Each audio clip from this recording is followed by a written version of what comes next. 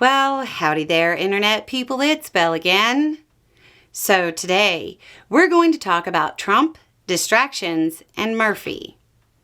I think most political observers, regardless of political affiliation, would admit that Trump uses distractions.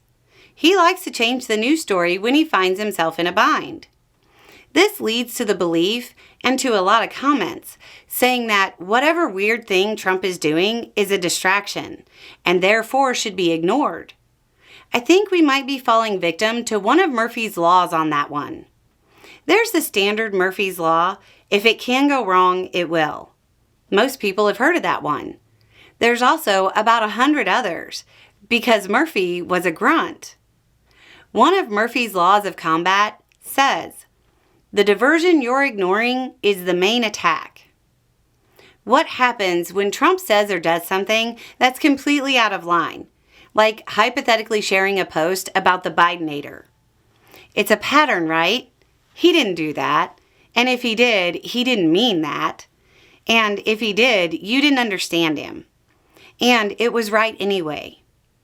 Whatever issue you think is the most important issue, Trump has support because his base believes anything he says, and therefore will support anything he wants to do without question. Allowing them to run through the cycle with his distractions allows them to get into the habit of defending things they know they don't agree with because of groupthink and echo chambers. If you can't break that cycle when he shares a post about Biden actually being a robot for 4 years, there's a 0 chance of breaking that cycle when he wants to cut their Medicaid to give tax cuts to the wealthiest of Americans. If you're defending an area and there's a persistent diversion and you don't respond to it in some way, eventually the opposition will realize you aren't responding on that side and will commit more and more forces to it until eventually it isn't a diversion, it's the main attack. Trump wants unquestioning loyalty. That loyalty is manufactured by getting people to go along with, or at bare minimum, ignoring the robo-Biden type comments.